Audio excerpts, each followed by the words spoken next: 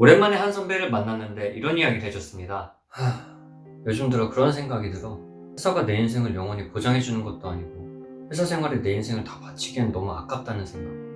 그런데 막상 회사를 벗어난다고 생각하니까 뭘 해야 될지 모르겠는 거야. 난 취미도 없고 친구도 없고 특별한 기술도 없고 대학교 입시부터 취업하고 회사까지 계속 앞만 보고 달려왔는데 회사를 빼면 남는 게 아무것도 없는 것 같아. 내가 누구인지 모르겠어. 하고 싶은 일을 하겠다는 용기 있는 네 모습이 너무 멋있기도 하고 부럽다. 넌 잘 될 거야. 응원할게.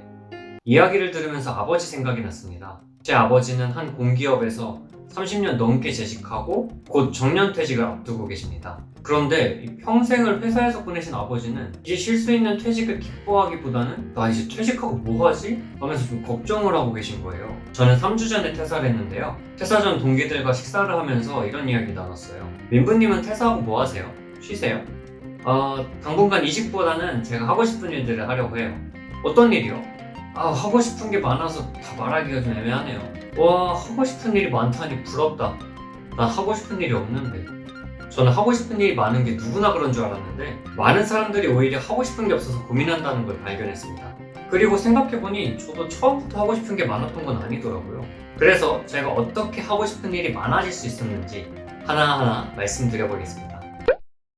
근데 이런 의문이 먼저 드실 것 같아요. 하고 싶은 일이 꼭 있어야 돼? 하고 싶은 일이 많으면 뭐가 좋은데?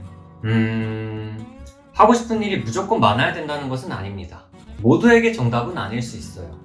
하지만 저는 그게 좋다고 생각합니다. 제가 생각하는 하고 싶은 일이 많으면 좋은 점 2가지를 말씀드리겠습니다.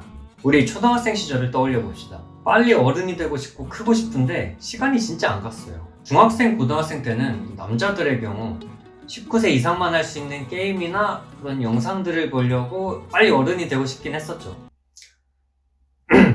그런데 나이가 한 살씩 먹어갈수록 시간이 금방 지나가요. 특히 직장 생활을 시작하면서부터 완전 빨라집니다. 시간은 똑같이 흐르는데 왜 다르게 느껴질까요? 뇌과학 관점에서 보면 실제로 시간을 체감하는 이 뇌의 영역이 차이가 있다고 합니다. 기분 탓이 아니라 실제로 시간의 체감 속도가 다른 거예요. 특히 시간의 체감 속도에 가장 중요한 영향을 미치는 요인 중 하나가 바로 새로운 정보입니다. 우리 뇌는 효율적인 것을 좋아합니다. 그래서 처음 무언가를 배울 때에는 어쩔 수 없이 에너지를 많이 쓰지만 익숙해지면 뇌에서도 자동화 시스템을 만들어놔요. 익숙해지면 굳이 깊게 생각하거나 애를 쓰지 않아도 쉽게 처리할 수 있는 거죠. 그래서 익숙한 사람만 만나고 익숙한 일만 하고 익숙한 장소에서만 지낸다면 뇌가 새로운 정보를 받아들이거나 에너지를 쓸 일이 없어집니다. 그러다 보니 뇌가 기억을 저장해두지 않고 말 그대로 시간이 순삭되는 거죠. 아기들은 태어나면서부터 접하는 모든 것들이 다 새로운 정보입니다. 그래서 시간이 느리다고 느낄 수 있는 거죠. 쉽게 말씀드리면 하고 싶은 일이 많다는 것은 더 오랫동안 젊게 살 수 있다는 겁니다. 우리의 소중한 시간을 그냥 흘려보내는 것이 아니라 매 순간을 기억하고 재미있게 보낼 수 있습니다. 세월이 천천히 흐를 수 있는 거죠. 내가 잘하는 것이나 좋아하는 것을 찾기 쉬워집니다. 우물안 개구리 아시죠? 하고 싶은 일이 없으면 익숙한 일만 하기 때문에 한 우물 안에만 있게 됩니다. 물론 그 우물 안에서 그 안에 있는 것들을 보고 만족하면서 사실 수도 있습니다. 그런데 지금이 어떤 시대인가요? BTS 정국이 어떻게 살고 있는지, 시그니엘에서 어떻게 살고 있는지 모두가 볼 수 있는 세상입니다. 과연 본인이 있는 우물에 만족하면서 사실 수 있는 분들이 얼마나 계실까요? 그렇다고 누구나 시그니엘 같은 우물에 살아야 된다는 건 아닙니다. 저는 시그니엘 우물에 사는 게 행복하다고 생각하지 않아요. 나에게 맞는 우물, 내가 가장 재미있게 살아갈 수 있는 우물을 만났을 때 가장 행복하다고 생각합니다. 그래서 여러 우물들을 가보면서 나에게 맞는 우물을 찾아다닙니다. 저는 회사를 다니는 삶이 인생의 전부인 줄 알았어요. 대기업 임원 같은 분들을 동경했죠. 그런데 막상 대기업 임원들의 인터뷰나 삶들을 엿보면서 이건 내가 원하는 게 아닌데? 라는 생각이 들었어요. 어느 날 평일 낮에 스타벅스를 갔는데 사람이 너무 많은 거예요. 공부하는 사람, 노트북 펴고 일하는 사람, 미팅을 하고 있는 사람, 모임을 하고 있는 사람, 다양한 사람들이 있었습니다. 저는 항상 출퇴근 지하철을 타고 그 많은 직장인들을 보면서 모두가 다 회사를 다니는 줄 알았어요. 근데 생각보다 다른 삶을 살아가는 사람도 많다는 걸 알게 됐습니다. 회사 밖에서 지내는 게 무조건 좋다라는 말씀을 드리는 건 아니에요. 여러 선택지들이 있다는 것을 알고 그 중에 나에게 좋은 선택지를 고르고 사는 것과 선택지가 하나밖에 없는 줄 알고 나와 안 맞을 수 있음에도 불구하고 그 선택을 하며 사는 것, 이 둘은 같은 선택을 하더라도 그 마인드와 삶의 질은 천지 차이입니다. 하고 싶은 게 많은 이유는 다양한 경험을 해봤기 때문입니다. 우리 단순하게 생각해보죠. 여기 바이올린을 연주하고 싶은 사람이 있다고 생각해봅시다. 어떻게 바이올린 연주가 하고 싶어졌을까요? 친구가 바이올린 연주를 멋있게 하는 모습을 봤다던가, 부모님이 하는 모습을 봤거나, 공연을 봤거나, 하다못해 바이올린 동화책이라도 봤겠죠. 아무것도 접하지 못했다면 바이올린을 연주해보고 싶기는커녕 바이올린이란 존재도 모를 겁니다. 이처럼 하고 싶은 일이 생기기 위해서 가장 먼저 선행되어야 할 것은 다양한 경험을 해봐야 합니다. 새로운 경험을 한다는 것은 우리의 세계를 넓혀나가는 것입니다. 새로운 세상을 접하면서 이런 세계도 있구나 하고 배우는 거죠. 책이나 공연, 잡지 인터뷰 이런 간접 경험으로 시작하셔도 좋습니다. 그리고 해보고 싶은 것이 생겼다면 작게라도 꼭 해보시기 바랍니다. 막상 해보고 괜히 해봤네 라고 할 수도 있죠. 그래도 괜찮습니다. 안 해보면 두고 후회로 남습니다. 그때 해볼걸 하고요. 실상은 나랑 맞지도 않고 원하지도 않는 걸 수도 있는데도 말이죠. 저는 학창시절에 파일럿을 꿈꾸면서 미친듯이 공부했습니다. 그때는 사당오락이라는 말이 유행했어서 잠도 4시간만 자고 졸리니까 일어서서 공부했어요. 근데 일어서서 졸았어요. 아무튼 그때 제 모든 것을 쏟아부어서 공부했는데 수능 성적이 안 됐어요. 저는 제가 할 수 있을 만큼 다 해봤기 때문에 포기하고 성적에 맞춰서 다른 대학으로 진학을 했습니다. 그러다가 일반 대학교 졸업 후에 파일럿을 할 수 있는 길이 있다는 것을 발견했어요. 문제는 비행 훈련비만 1억 가까이 들어가고 그렇게 훈련해도 100% 파일럿이 된다는 보장이 없는 거예요. 그래도 저는 후회하기 싫어서 직장 생활을 통해 1억을 모아 다시 도전해야겠다라는 결심을 했고, 부모님은 그 모습을 보면서 집을 담보로 대출을 받아서라도 지원해주겠다라고 하셨습니다. 그렇게 파일럿을 향해서 달려가다가 중간에 제 길이 아니라는 걸 깨달았습니다. 결과만 보면 그동안 시간 날린 거 아니야? 라고 생각하실 수도 있는데 아닙니다. 만약 그때 그 도전을 하지 않았다면 저는 다른 일을 하면서도 계속 그 파일럿에 대한 미련이 남아서 그 어떤 일도 제대로 하지 못했을 거예요. 해보고 싶은 게 생겼고 내가 마음이 계속 간다면 실패해도 괜찮으니까 내가 할 수 있는 만큼 다 해보시는 것을 추천드립니다.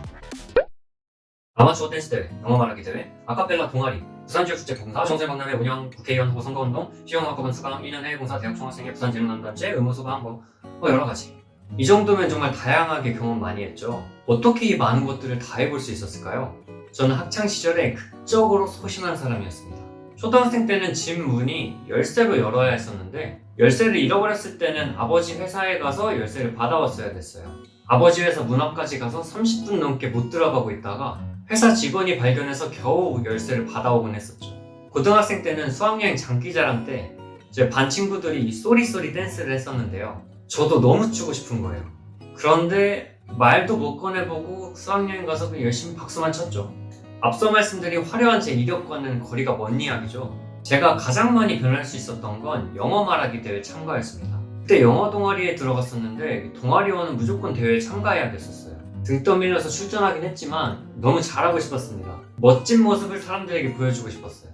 열심히 원고를 외우고 동아리원들 앞에서 처음으로 딱 연습을 하는데 제대로 외우지도 못하고 부끄러워서 얼굴만 빨개지고 완전 망쳤습니다. 한번 상상해보세요. 우리 한국말로 발표할 때도 떨려서 말도 제대로 못하잖아요. 근데 여러 사람들이 쳐다보는 앞에서 영어로 말을 해야 돼요. 발음도 이상하고 목소리도 이상하고 제스처나 뭐든 다 형편없는 게 보이니까 제 모습이 초라하게 느껴지고 너무 하기 싫었습니다. 포기해야겠다 생각하고 있을 때 선배들이 오히려 잘했다면서 격려해주고 계속 응원을 해줬어요. 덕분에 포기하지 않고 계속 연습했고 대회에서 수상은 못했지만 떨거나 틀리지 않고 멋지게 발표를 마무리할 수 있었습니다. 그때 배운 2가지 덕분에 그 이후에도 새로운 도전을 하는 게 쉬워졌어요. 첫 번째는 내가 생각했던 최악의 상황이 벌어져도 생각보다 별거 없구나. 실패해도 괜찮구나. 수상을 하지 못한 것은 명백한 실패였습니다. 저는 실패하면 너무 창피하고 끔찍할 거라 생각했는데 생각보다 별거 없더라고요. 2번째는 못해도 괜찮다. 못하는 내 모습이 싫어서 시작을 못했었는데 못하는 내 모습을 마주하면서 시작을 해야 언젠가 잘하게 되는 거구나. 시작할 때는 못하는 게 당연한 거구나. 앞서 하고 싶은 일이 많아지기 위해서는 다양한 경험을 해야 한다고 말씀드렸습니다. 다양한 경험을 하지 못하는 이유는 새로운 시작을 하기 어렵기 때문이고 시작하기 어려운 이유는 처음부터 잘하는 모습을 보고 싶은데 나의 못하는 모습을 보기 싫기 때문이죠. 우리는 당장 대단한 성과를 낼 필요가 없습니다. 그리고 모든 일에 잘하는 완벽한 사람이 되는 것은 애초에 불가능합니다. 새로운 일을 해보고 싶은데 시작이 망설여진다면 딱 2가지만 기억하세요. 처음 할 때는 못하는 게 당연한 거다. 실패하거나 망해도 괜찮다. 생각보다 별일 안 일어난다. 여러분이 생각하는 여러분의 모습이 있을 겁니다. 저 같은 경우도 나는 사교성이 없어. 나는 조용한 범생이야. 난 찌질이야. 이렇게 제가 생각하는 저의 모습이 있었고 주변 사람들도 다 그렇게 생각했습니다. 그래서 나와 남이 정해둔 틀에 나를 가두게 되었죠. 그 틀을 깨야 합니다. 내가 평소에 안 할 만한 일들을 한번 해보세요. 저는 대학생 시절 아싸였습니다. 도서관에 자주 갔었는데 책을 좋아하는 게 아니라 같이 놀 친구가 없었어요. 뭐 어디 가야 될지 모르겠더라고요. 학생 식당에서 혼자 밥 먹거나 굶고는 했습니다. 어느 날 제 고등학교 친구가 대학교 총학생 회장이 됐어요. 와, 대단하다고 축하는 해줬지만 뭐 저랑 전혀 상관없는 일이라고 생각했죠. 그런데 갑자기 저에게 연락이 와서 사무국장 자리를 맡아달라고 하는 거예요. 앞서 말씀드린 것처럼 저는 대학 친구도 없고 아싸예요. 근데 총학생회라니 말이 안 되죠. 그런데 문득 그런 생각이 들더라고요. 나랑 너무 안 어울리는 정반대의 조직이고 그 자리다. 그러면 내가 한 번도 접해보지 못하고 내가 다 잘 못하는 일이란 얘기인데, 그러니까 내가 해보면 성장하고 배우면서 얻을 것만 있고 잃을 게 딱히 없겠네. 어렵겠지만 도전해보자. 이 생각으로 저라는 틀을 깨고 총학생회 일을 하게 되었습니다. 그 선택은 저에게 많은 변화를 주었고 그 다음 해에는 제가 총학생회장까지 하게 되었습니다. 제가 총학생회장이 되었다고 했을 때 저를 옛날부터 알고 있던 학교 선생님이나 친구들은 다들 놀랐어요. 뭐? 민우가? 심지어 제 부모님도 많이 놀라셨죠. 제가 가지고 있던 모습과 얼마나 다른 일이었는지 잘 아시겠죠. 제가 틀을 깨면서 살아보니까 너무 재밌어요. 새로운 세상, 신세계가 열려요. 여러분들도 꼭 여러분들이 생각하는 그 모습과 틀을 깨는 경험을 해보셨으면 좋겠어요. 나답지 않은 일을 하려면 당연히 어색하고 힘들 수 있습니다. 그러면 몇 년 전에 유행했던 개념인 부캐라고 생각해보세요. 나는 이런 사람이라서 못하지만 부캐인 이 친구는 할 수 있다. 이렇게요. 사실 그 부캐도 나입니다. 나답지 않다고 생각했지만 의외의 나를 발견하게 될 때의 그 짜릿함은 다른 어떤 것보다도 재밌습니다. 크리에이터 드로 앤드류의 책 프리웨이에서 이런 내용이 나옵니다. 굳이? 라고 생각이 드는 것들을 해봐라. 저는 일상이 지루하거나 밋밋하다고 느껴질 때 제가 평소에 전혀 할 생각이 없었던 일들을 한 번씩 해봅니다. 등산은 50대 아저씨 나가는 거야 라고 생각하다가 북한산을 등반해보기도 하고, 운동을 싫어하는데도 불구하고 따릉이를 빌려서 한강 라이딩을 가기도 하고, 동네 안에서만 생활하는 걸 좋아하다가 서울 정반대편에 있는 카페를 가보기도 하고, 저 땀 흘리거나 뛰는 거 진짜 싫어하는데 6월 9일에 열리는 배민 마라톤에도 신청했습니다. 거의 아이돌 티켓팅을 방불할 정도로 엄청난 경쟁률을 뚫고 참가 신청을 겨우 했는데요. 제가 신청하긴 했지만 솔직히 아직도 이해가 안 가요. 아니 굳이 왜 돈까지 내면서 뛰는 거야? 그런데 굳이라는 생각이 들어서 한번 신청해봤어요. 막상 신청하고 나니까 재밌을 것 같더라고요. 사실 팁들이 다 비슷한 이야기인데요. 여러분이 생각하는 여러분에 대한 그 틀을 깨라는 거죠. 근데 이게 쉽지 않은 게 나도 나지만 주변 사람들이 문제입니다.